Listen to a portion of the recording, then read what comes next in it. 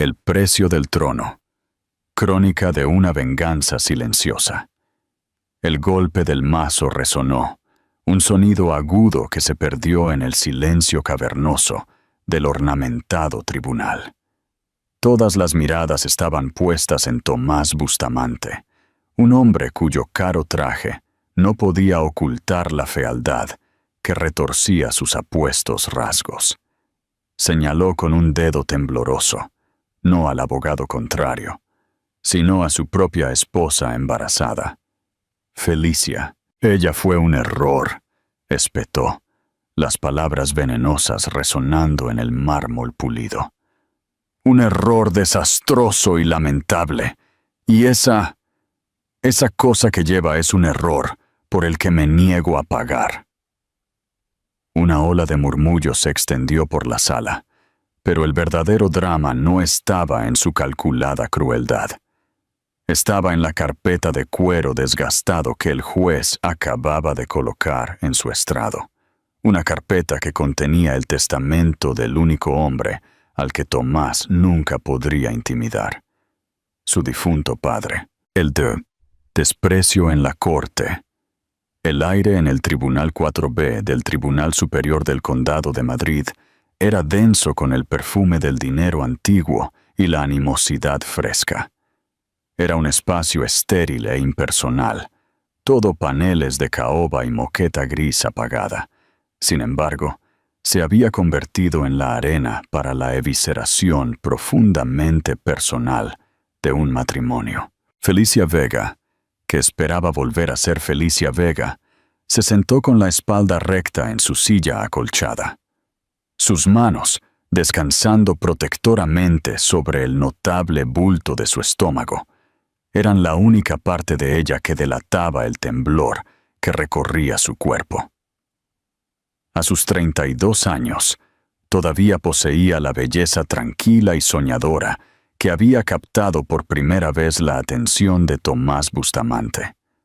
Ojos grises pensativos, una cascada de cabello castaño que simplemente se había recogido y una tez que nunca había necesitado las pesadas manipulaciones de los esteticistas de la familia Bustamante. Hoy, sin embargo, esa belleza estaba ensombrecida por un cansancio que le llegaba hasta los huesos.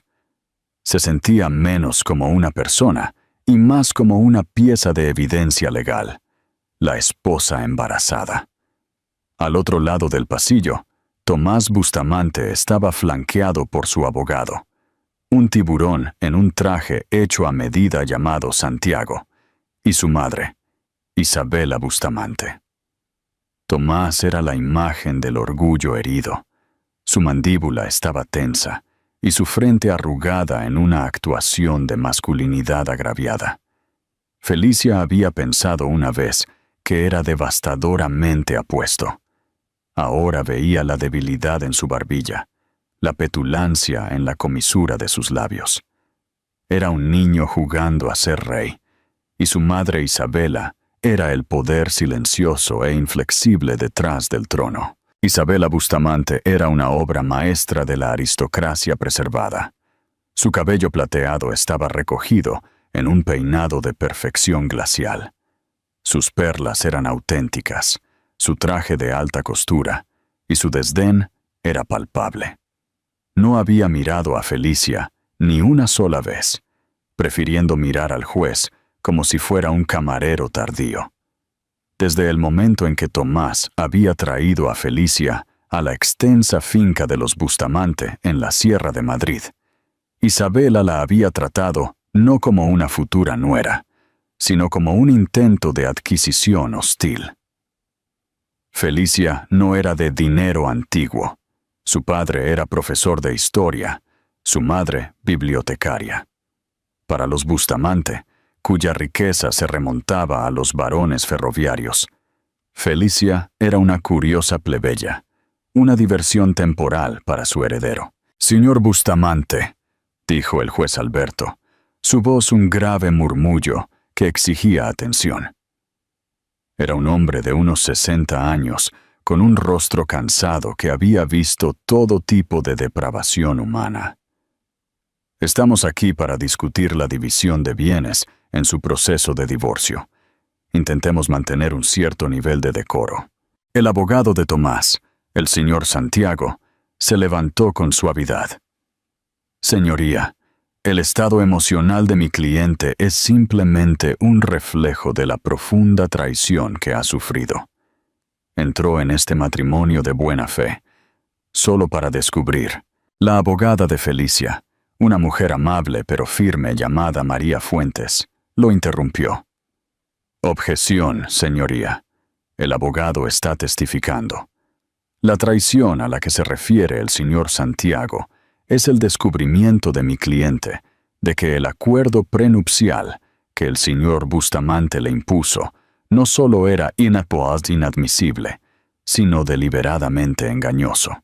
El acuerdo prenupcial, el infame documento que Isabela le había presentado a Felicia, fue una emboscada disfrazada de charla informal, tomando el té en el solarium. Solo una formalidad, querida, había dicho Isabela, deslizando el grueso documento sobre la mesa de cristal. Una forma de mantener las cosas en orden. No querríamos malentendidos más adelante. Tomás había respaldado a su madre, por supuesto. Es solo la forma en que se hacen las cosas, Eli, había dicho, evitando sus ojos. No significa nada. Había significado todo. Estipulaba que en caso de divorcio, Felicia se iría sin nada. Ni un céntimo de la fortuna de los Bustamante, ni derecho a sus propiedades, ni siquiera pensión alimenticia. En ese momento, cegada por el amor y una ingenua creencia en su futuro, ella lo había firmado. Ahora, con un hijo en camino, un heredero de los Bustamante, el documento era un garrote que estaban usando para someterla. Le ofrecieron un pago único de 50.000 euros y un acuerdo de confidencialidad tan restrictivo que esencialmente la borraría de su historia. La validez del acuerdo prenupcial es lo que estamos aquí para debatir, declaró el juez Alberto, con la mirada fija en Tomás. Pero sus sentimientos personales sobre su esposa son, por el momento, irrelevantes. Esto pareció ser lo peor que podía decir. Tomás, que había estado ardiendo a fuego lento, de repente estalló.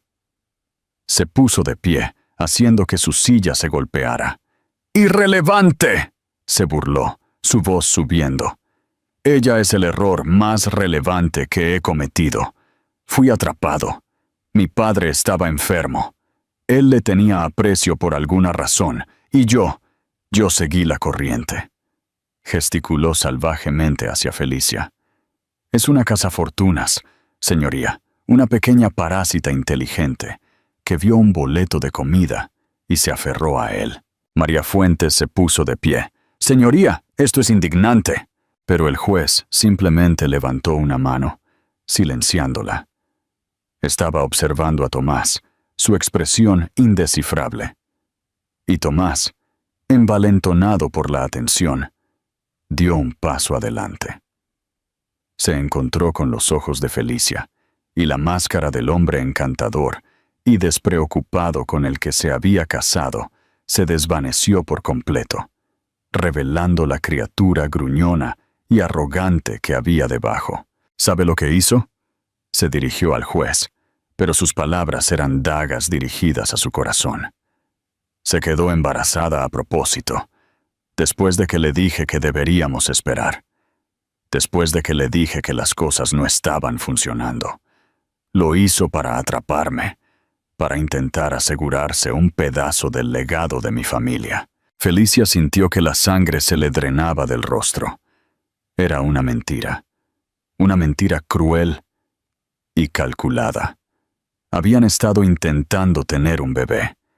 Era Tomás quien había estado emocionado, quien había hablado de nombres, quien la había abrazado y le había susurrado sueños de su futura familia. Eso fue antes de que su padre, Arturo Bustamante, falleciera hace 2 meses.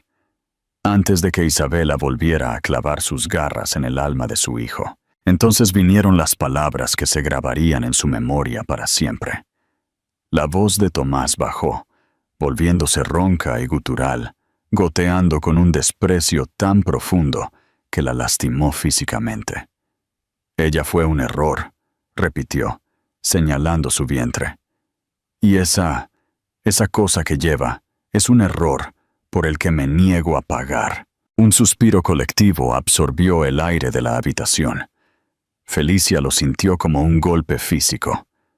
El bebé dentro de ella, su hijo, pateó como si protestara. Las lágrimas brotaron calientes y rápidas, emborronando el rostro cruel del hombre que había amado. Vio a Isabela sonreír con un destello de malicia triunfante. Esto era lo que querían. Romperla. Humillarla tan completamente que se arrastraría y aceptaría sus obras. «¡Ya es suficiente, señor Bustamante!». La voz del juez Alberto ya no estaba cansada. Era un trueno. Golpeó su mazo, el sonido resonando en el mundo destrozado de Felicia. «Eso es más que suficiente. Ahora siéntese». Tomás, pareciendo ligeramente aturdido por su propio estallido, se hundió en su silla, aunque su mirada de odio permaneció fija en Felicia. El juez Alberto examinó la escena. Sus ojos se detuvieron en el rostro de Felicia, empapado en lágrimas. Luego en el de Isabela, lleno de autosatisfacción. Tomó una respiración profunda y calmada y cuadró una pila de papeles en su estrado. «El tribunal entra en receso durante 15 minutos», anunció. «Sin embargo, antes de que hagamos una pausa, esta mañana se me ha notificado un asunto por parte del albacea del patrimonio del difunto Arturo Bustamante». Al mencionar a su padre, Tomás se sentó más erguido. Un destello de algo, confusión, tal vez aprensión, cruzó su rostro. El juez cogió la carpeta de cuero desgastado. «Parece que el testamento final del señor Arturo Bustamante, ejecutado un mes antes de su muerte, contiene ciertas estipulaciones que tienen una relación directa y material con los bienes que se están discutiendo actualmente en este divorcio. Con el permiso del albacea y dada su relevancia, lo abro ahora». Abrió la carpeta. El silencio en el tribunal regresó, pero esta vez fue diferente. Era denso con confusión y una tensión eléctrica. Un testamento. El testamento de Arturo ya se había leído hace semanas. Era simple. Dejaba todo a su único hijo, Tomás, con un generoso fideicomiso para Isabela. ¿Qué era esto? Felicia se secó las lágrimas, su corazón latiendo con un nuevo y extraño ritmo. Arturo, el amable y gentil Arturo, había sido el único Bustamante que la había visto de verdad, el único que había estado de su lado. En sus últimos meses, a medida que su enfermedad empeoraba, a menudo le pedía que se sentara con él en el jardín, lejos de la opresiva penumbra de la mansión y de la presencia aún más opresiva de su esposa. Hablaban durante horas sobre historia, sobre libros, sobre sus sueños para el futuro. Parecía entenderla de una manera que Tomás nunca lo hizo. «¿Qué significa esto, señoría?», preguntó el señor Santiago, su compostura alterada por primera vez. «¿Un nuevo testamento? No fuimos informados». «Parece, señor Santiago», dijo el juez, mirando el documento por encima de sus lentes, «que nadie lo fue. Arturo Bustamante era un hombre muy minucioso». Se aclaró la garganta, el sonido antinaturalmente fuerte en la habitación silenciosa, y comenzó a leer. «Si fueras Felicia, ¿qué estarías pensando en este momento? ¿Un nuevo testamento podría ser la salvación que necesitas? Deja tus comentarios a continuación». El secreto oculto del patriarca. Mientras la voz del juez Alberto comenzaba a recitar la jerga legal del preámbulo del testamento, la mente de Felicia retrocedió. Lejos de la estéril crueldad del tribunal, a los jardines bañados por el sol de la finca de los Bustamante. Recordó la primera vez que conoció a Arturo Bustamante. Fue hace 1 año y medio. Tomás la había llevado a la gala anual de verano de la familia, un evento lujoso con fuentes de champán y cuartetos de cuerda. Ella había estado aterrorizada, una simple hija de bibliotecaria a la deriva, en un mar de alta costura y condescendencia. Isabela la había presentado con una sonrisa que no le llegaba a los ojos. Su tono hacía que el nombre Felicia Vega sonara como una empresa pequeña y anónima.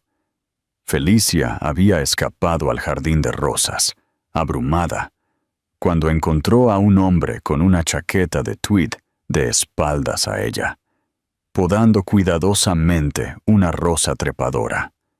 Él se giró, y sus ojos, de un azul sorprendentemente claro, contenían una calidez que estaba completamente ausente en la fiesta principal. Era Arturo Bustamante. «Ah, has encontrado mi escondite», había dicho con una sonrisa amable. «No te preocupes, no diré nada si tú tampoco lo haces». Hablaron durante casi 1 hora. Él no le preguntó sobre el dinero o las conexiones de su familia. Le preguntó qué estaba leyendo. Le preguntó sobre su trabajo en la Biblioteca Pública de Madrid. Su rostro se iluminó cuando ella describió su pasión por los archivos históricos. Habló de su propio amor por la historia, una pasión que lamentaba que su hijo no compartiera. Tomás ve la historia como una lista de activos adquiridos, había dicho Arturo con un suspiro triste y sabio. Ve los nombres Rockefeller, Carnegie, Bustamante, pero no entiende las historias, la humanidad. En esa única conversación, Arturo le había mostrado más interés y amabilidad genuinos que Isabela en 6 meses de tensas cenas. Él la vio no como un accesorio de su hijo, sino como una persona. Durante el año siguiente, él se convirtió en su tranquilo aliado en la jaula de oro de la familia Bustamante. Mientras Isabela tendía trampas sutiles, y Tomás se volvía más distante bajo la influencia de su madre, Arturo buscaba a Felicia. Le dejaba un libro raro de primera edición en su mesita de noche o la invitaba a caminar por los terrenos, compartiendo historias de la familia que no eran sobre riqueza, sino sobre amor, pérdida y locura. Él ya estaba enfermo entonces, una enfermedad pulmonar que le robaba el aliento, pero nunca su agudo intelecto. A medida que su condición empeoraba, la dinámica en la casa cambió.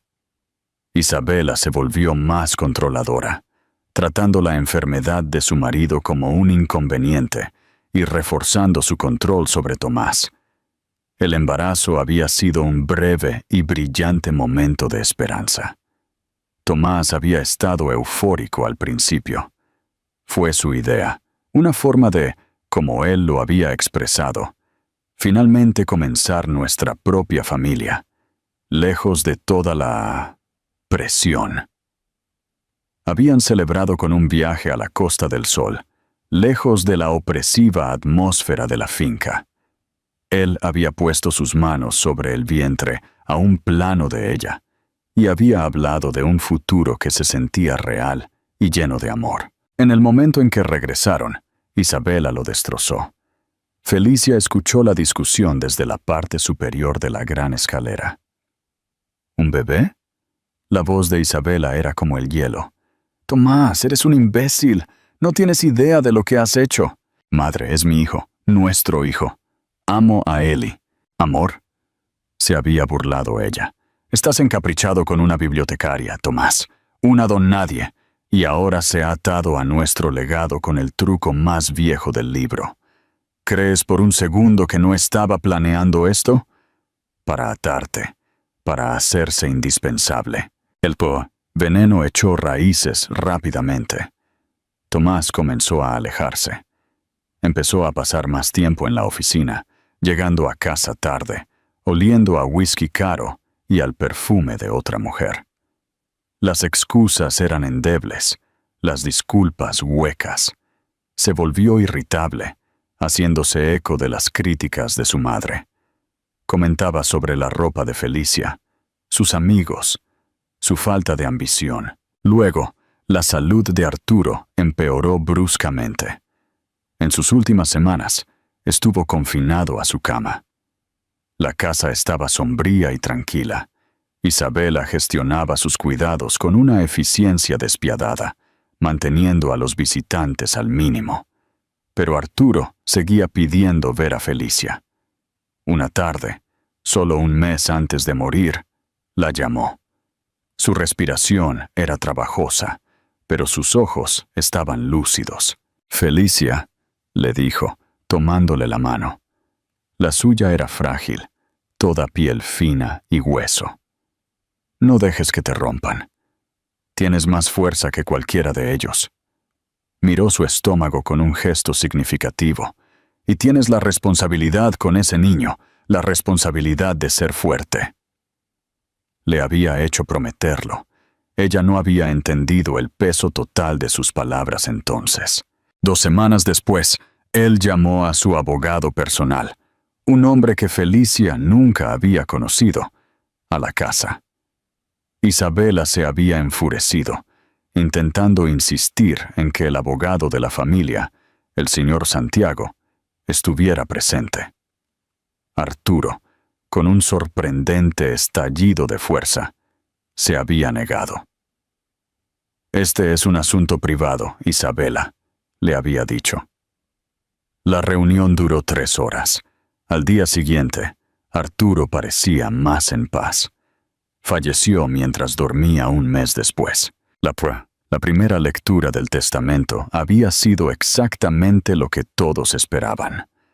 Un documento simple que dejaba Empresas Bustamante y la mayor parte de la finca a Tomás. A Isabela se le concedió el derecho de vivir de por vida en la mansión familiar y un generoso estipendio de un fideicomiso separado. Fue tan sencillo que Tomás sonrió, una mirada de alivio reivindicada en su rostro. Con su padre desaparecido, el último obstáculo para su herencia absoluta y la influencia absoluta de Isabela fue eliminado. 2 días después, Tomás había pedido el divorcio. Las palabras eran frías, ensayadas. Dijo que el matrimonio fue un error, que había sido presionado por la salud de su padre. Lo presentó como una ruptura limpia, un retorno al orden natural de las cosas. Cuando Felicia, con el corazón roto y con 7 meses de embarazo, se había negado a ser descartada tan fácilmente, él se había vuelto vicioso. La batalla por el acuerdo prenupcial comenzó. Y ahora, aquí estaban. Una cadeo del señor Santiago sacó a Felicia del presente. El juez Alberto había terminado con las secciones preliminares del testamento. Sus ojos escanearon la sala antes de continuar. «Ahora llegamos al artículo 4», dijo el juez, su voz bajando ligeramente, atrayendo toda la atención de la habitación. «Con respecto a la disposición de mi activo principal, mi interés mayoritario en Empresas Bustamante, S.A. Tomás se inclinó hacia adelante, una mirada de autosatisfacción regresando a su rostro. Esto era todo, la confirmación de su reino. «Yo, Arturo Bustamante», leyó el juez, su voz clara y deliberada, «en pleno uso de mis facultades mentales y físicas, por la presente declaro lo siguiente. Mi hijo Tomás Bustamante ha demostrado en los últimos meses una lamentable falta de juicio y un carácter inadecuado para la administración de la empresa que mi abuelo construyó». Un sobresalto recorrió la sala. El rostro de Tomás pasó de la autosatisfacción al shock. La compostura cuidadosamente construida de Isabela se resquebrajó. Su boca se abrió ligeramente. «¿Qué?», susurró Tomás, la palabra robada por la sala. El juez continuó, su voz inquebrantable. «Ha demostrado ser fácilmente manipulable y ha olvidado el principio más fundamental del éxito de nuestra familia: que nuestro nombre se construye sobre la integridad, no solo sobre los activos. Por lo tanto, no puedo, en buena conciencia, entregar el futuro de Empresas Bustamante en sus manos. «Esto es una locura», espetó Santiago, levantándose. «Señoría, el padre de mi cliente claramente no estaba en su sano juicio. Estaba fuertemente medicado. Fue certificado como sano por 2 médicos independientes el día en que se firmó este testamento, señor Santiago». «Sus declaraciones juradas están adjuntas», dijo el juez Alberto con frialdad, sin siquiera levantar la vista. «Ahora siéntese». Santiago se hundió en su silla, con el rostro pálido. Los ojos del juez encontraron los de Felicia al otro lado de la sala. Ella mantuvo la mirada, su corazón latiendo con fuerza contra sus costillas. Él continuó: «Por lo tanto, por la presente, lego mi participación mayoritaria total en Empresas Bustamante, que representa el 51% de las acciones con derecho a voto, no a mi hijo, sino a un fideicomiso. Este fideicomiso se conocerá como el Fideicomiso del Legado de Arturo Vega Bustamante». Vega había usado su apellido de soltera, un sonido gutural, y bajo escapó de la garganta de Isabela. El juez continuó leyendo la cláusula que cambiaría todo. «El único beneficiario de este fideicomiso es mi primer nieto, el niño que actualmente lleva mi nuera, Felicia Vega Bustamante». El tribunal se convirtió en una cacofonía de susurros frenéticos. Tomás parecía como si le hubiera caído un rayo. Miró el vientre de Felicia, no con desprecio, sino con un asombro horrorizado que comenzaba a manifestarse. Esa cosa, ese error, era ahora el accionista mayoritario de toda su herencia. Pero Arturo Bustamante no había terminado. El golpe mortal aún estaba por venir. El juez Alberto levantó la vista del documento. Su mirada pasó sobre Tomás e Isabela antes de posarse una vez más en Felicia. Leyó la última frase del artículo, su voz sonando con una profunda finalidad póstuma. El único albacea y fiduciario de este fideicomiso, investido con autoridad absoluta e incondicional sobre todos los derechos de voto, nombramientos de la junta directiva y decisiones financieras de Empresas Bustamante, hasta que el beneficiario alcance la edad de 25 años, será la madre del niño y mi confiada nuera, Felicia Vega Bustamante. Por un largo momento, el mundo se detuvo. Los susurros frenéticos murieron. El crujido de los papeles cesó. El único sonido en el Tribunal 4B era el latido frenético y atrapado del corazón de Felicia. Ella miró fijamente al juez Alberto, segura de que había oído mal, de que la pena y el estrés finalmente la habían hecho alucinar. Única albacea y fiduciaria, autoridad absoluta e incondicional. Las palabras no encajaban. Eran conceptos abstractos y extraños que no le pertenecían a ella. Felicia Vega, la bibliotecaria, la esposa rechazada, la futura madre humillada. ¿Qué habría hecho usted en el lugar de Felicia al escuchar estas noticias? ¿Se sentiría aliviada o abrumada por el peso de la responsabilidad? Comenta a continuación. La reina se levanta.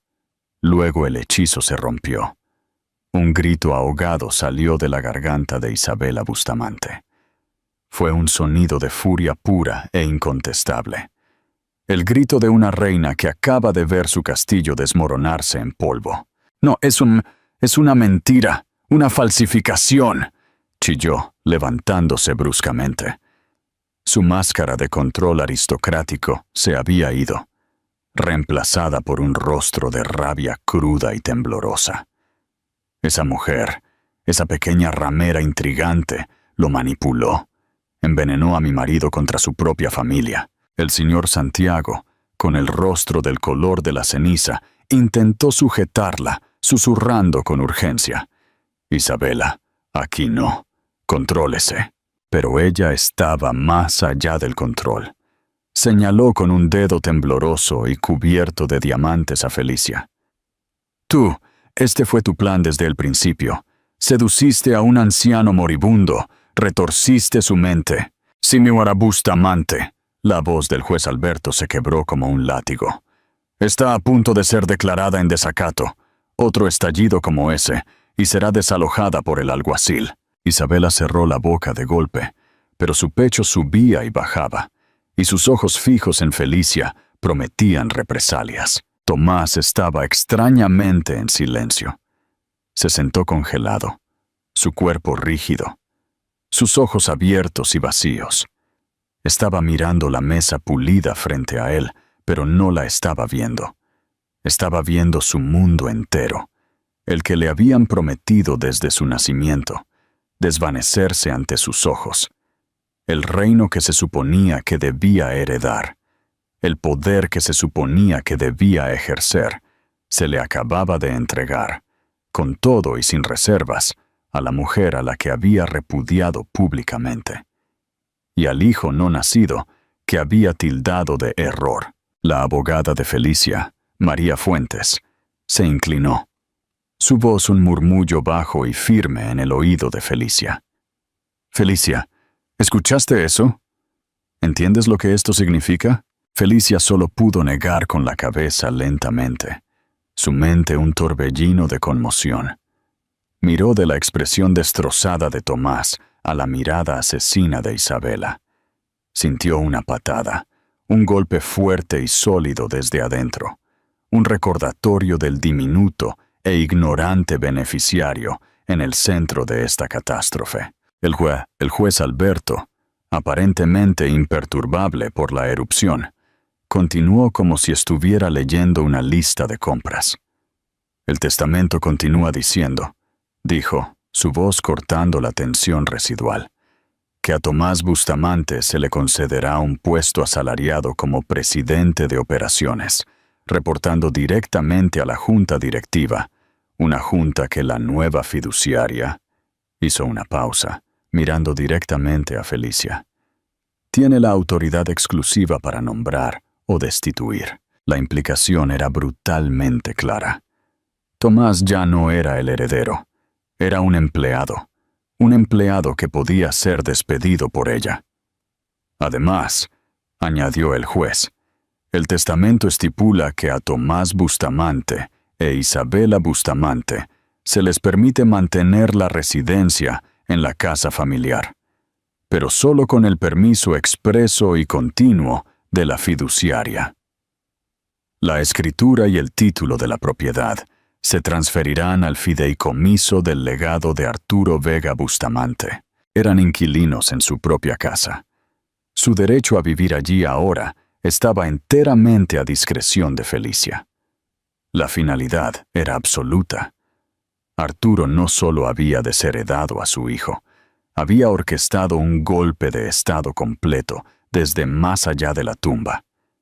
Él había visto la crueldad, la debilidad, la codicia, y había construido una fortaleza para proteger a su nieto y a la mujer que creía que podía salvaguardar su legado. No solo le había dado a Felicia un escudo, le había dado una espada, un arsenal, un reino entero. «El testamento», concluyó el juez Alberto, cerrando la carpeta de cuero con un suave golpe, «está acompañado por una carta firmada y notariada de Arturo Bustamante, que detalla sus razones. Explica sus preocupaciones sobre el gasto desmedido de su hijo, su susceptibilidad a la influencia corrosiva de su madre y su trato cruel y deshonroso hacia su esposa embarazada. La carta dice, y cito, «He observado a Felicia durante 2 años. Ella posee una integridad de la que mi hijo carece. Es inteligente, compasiva, y su lealtad no es al dinero, sino a la familia. No le doy este poder para castigar a mi hijo, sino para proteger a mi nieto. Confío en que ella hará lo correcto. El juez miró a Tomás. La carta también expresa la esperanza, señor Bustamante, de que esta acción drástica pero necesaria le brinde la oportunidad de redescubrir al hombre que estaba destinado a ser, no al hombre que su madre quiere que sea. Esa última frase era una daga dirigida a Isabela, y dio en el blanco. Ella se estremeció como si la hubieran golpeado.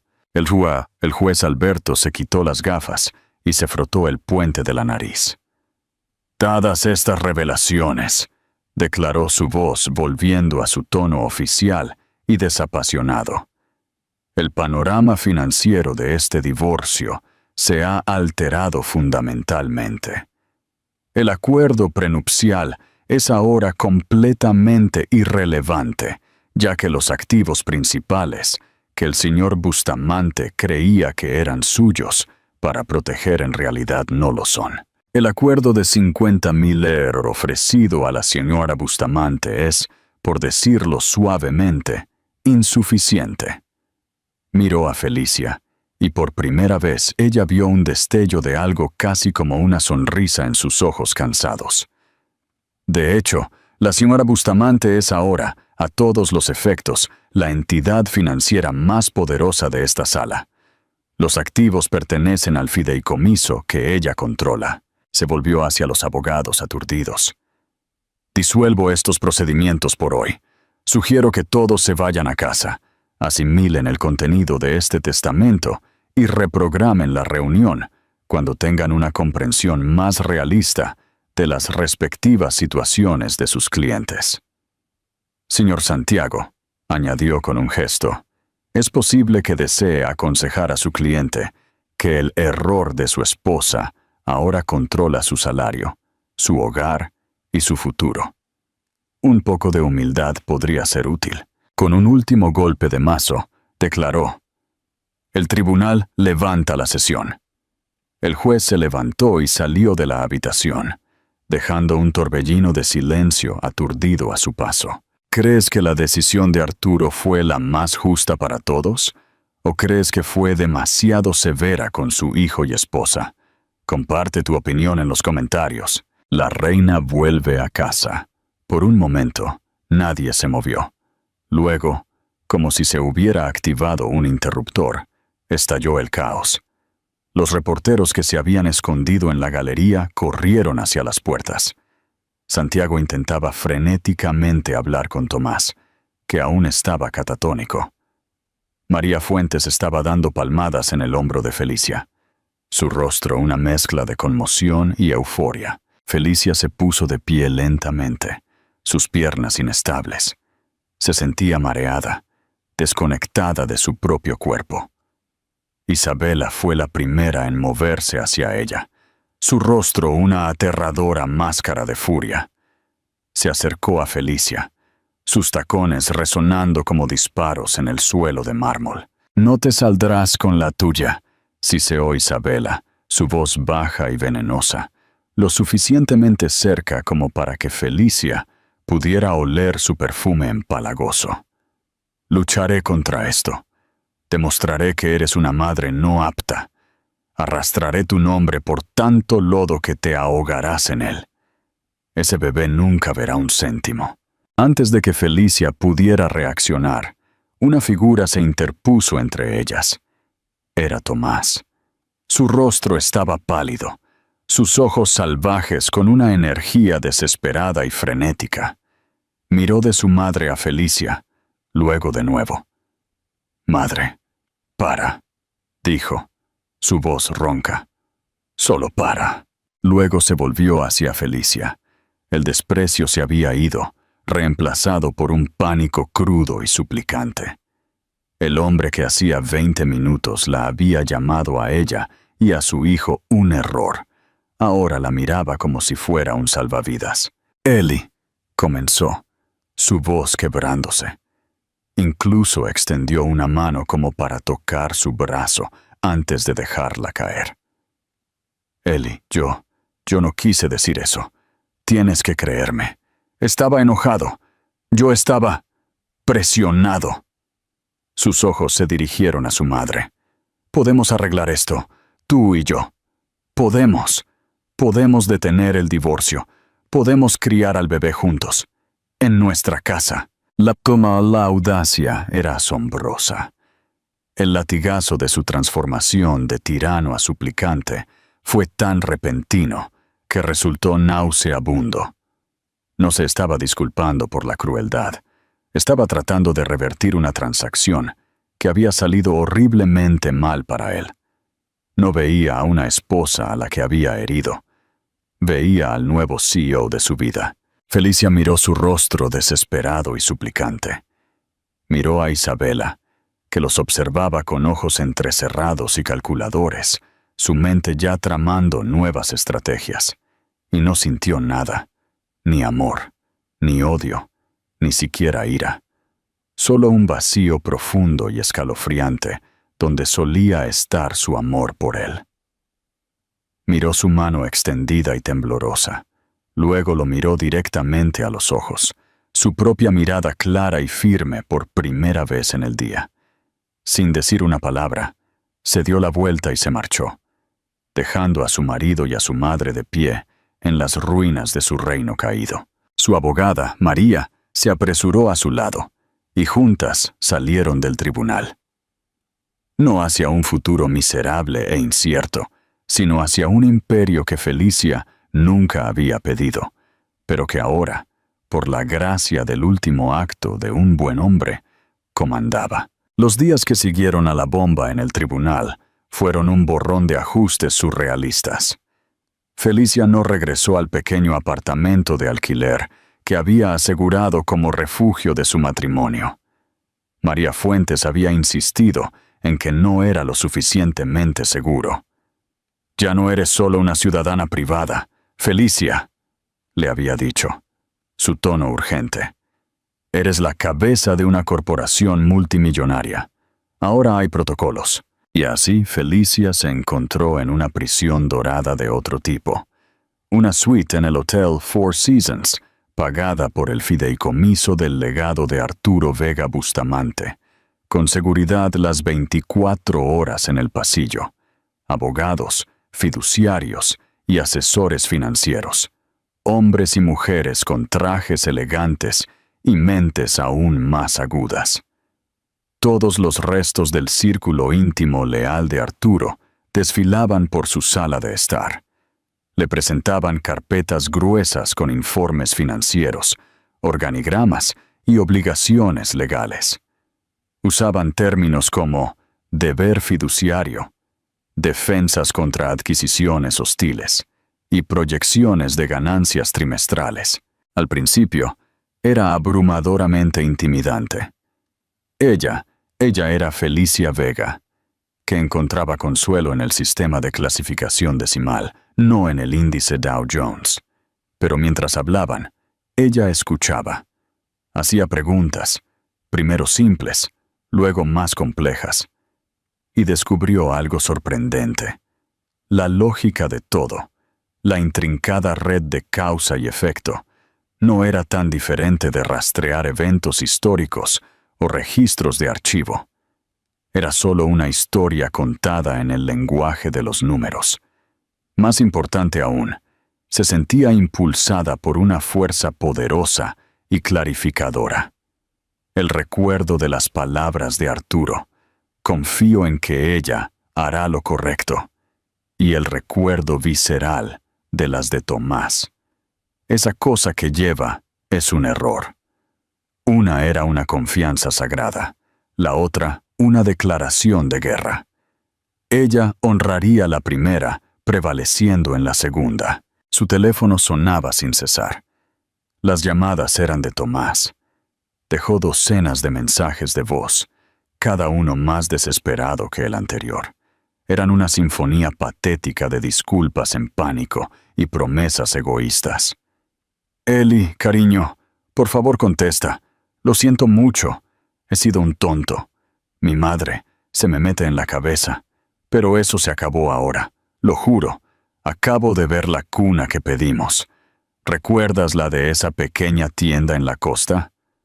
Todo es sobre nosotros, Ellie. Tú, yo y nuestro pequeño niño. O niña. Eso es todo lo que importa. Le dije a Santiago que despidiera a su equipo legal. No necesitamos abogados. Somos una familia. Solo vuelve a casa. Por favor, solo vuelve a casa y podremos resolver todo esto. Ella nunca contestó. Nunca escuchó un solo mensaje 2 veces. Era la súplica desesperada de un hombre que había perdido su billetera, no de un esposo que había roto el corazón de su esposa. Isabela, por su parte, se había escondido. Pero era un silencio táctico, no una rendición. El equipo legal de María informó que Isabela había contratado a una nueva firma de abogados, conocida por ser notoriamente agresiva y especializada en impugnar testamentos. Estaban investigando, buscando a cualquier médico que testificara sobre la incompetencia de Arturo, a cualquier enfermera que afirmara que Felicia le había restringido el acceso, cualquier retazo de suciedad que pudieran encontrar para pintarla como una usurpadora manipuladora. Una semana después de la audiencia, Felicia supo que no podía quedarse en el hotel para siempre. Tenía que hacer un movimiento. El fideicomiso era dueño de la mansión de los Bustamante. Era su casa ahora. Más importante aún, era la casa de su hijo. Arturo no había tenido la intención de que su nieto fuera criado en el exilio. Así que tomó una decisión. Llamó a María. «Me voy a casa», dijo. Su voz firme. «Felicia, ¿es eso sabio?» «No se trata de sabiduría, María. Se trata de un mensaje claro. La reina no se esconde. El regreso fue tan dramático como ella había planeado. No se escabulló por la puerta trasera. Llegó en un coche de lujo negro, organizado por el fideicomiso, que subió por el largo camino de grava hasta la imponente fachada de la mansión. Mientras salía del coche, las pesadas puertas de entrada se abrieron. Tomás estaba allí. Su rostro, una mezcla de esperanza y terror. Claramente la había estado esperando. Llevaba un suéter informal, un intento de parecer suave y accesible. «Ellie», exclamó, una sonrisa de alivio tocando sus labios. «¿Estás en casa?» «Sí, lo estoy», dijo Felicia, su tono frío y nivelado. Pasó junto a él hacia el cavernoso vestíbulo con suelo de mármol. El aire estaba inmóvil y olía a limón y lirios, como siempre. «Le he pedido a una empresa de mudanzas que recoja mis viejas cosas del ala de invitados. Entregarán mis nuevos muebles para la habitación del bebé esta tarde». La sonrisa de Tomás vaciló. «Claro, lo que quieras. Le pedí a la señora Alvarado que ventilara la suite principal para ti. Para nosotros». Felicia se detuvo y se giró hacia él. «Seamos muy claros, Tomás. No estoy aquí para reconciliarme. Estoy aquí porque esta es mi casa ahora. Pertenece al fideicomiso que yo comando. Tú y tu madre viven aquí a mi discreción». Las palabras quedaron suspendidas en el aire, frías y duras. El color se drenó del rostro de Tomás. «Mi equipo legal», continuó, su voz desprovista de emoción, «redactará un acuerdo de arrendamiento para ti e Isabela. Estipulará los términos de su residencia continua. Además, he convocado a una reunión de la Junta Directiva de Empresas Bustamante para el lunes por la mañana. Como presidente de operaciones, se requerirá tu asistencia. Se espera que presentes un informe completo sobre la situación actual de la empresa». Ella, la ganoveta, ya no era su esposa. Era su casera y su jefa. La realidad se estrelló contra él y su compostura finalmente se hizo añicos. «Felicia, por favor», suplicó, con la voz quebrada. «No hagas esto. No seas así. Esta no eres tú. No eres tan fría». «Tienes razón», dijo ella, mirándolo directamente a los ojos. La mujer que yo era te habría perdonado, habría creído tus mentiras y te habría dejado que la hirieras de nuevo. Pero tú y tu madre mataron a esa mujer. Se pararon en un tribunal y la mataron. Así que tendrás que acostumbrarte a la mujer que queda. Justo entonces, una voz aguda y autoritaria resonó desde la parte superior de la gran escalera. ¿Qué significa esta intrusión? Isabela estaba allí, envuelta en una bata de seda, su rostro una máscara de furia. Felicia ni siquiera le concedió una mirada completa. «Hola, Isabela», dijo, su voz resonando con facilidad en el gran espacio. «Estoy en casa. Confío en que tus nuevos abogados te hayan explicado la situación. Eres una invitada aquí. Intenta no olvidarlo». Se giró y comenzó a caminar hacia el ala este, donde se encontraba el estudio privado de Arturo. Había sido su santuario con él, y ahora sería su centro de comando. Ahora sería su... «Te arrepentirás de esto», chilló Isabela desde el rellano. «Te veré en la calle». Felicia se detuvo, de espaldas a ellos. «No», dijo sin darse la vuelta. «Me verás en la sala de juntas el lunes a las 9 de la mañana. No llegues tarde».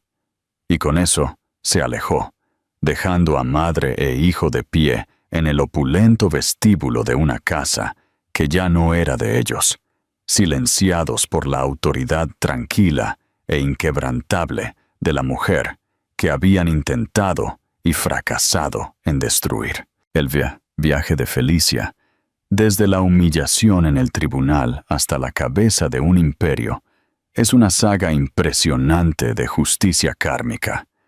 La crueldad de un esposo provocó su propia caída.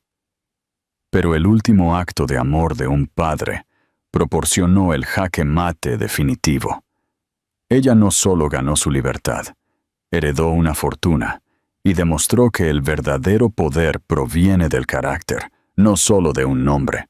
Si te conmovió el increíble triunfo de Felicia, dale «me gusta» para mostrar tu apoyo. Comparte esta historia de empoderamiento con un amigo. Y no olvides suscribirte para no perderte otro video donde finalmente se hace justicia.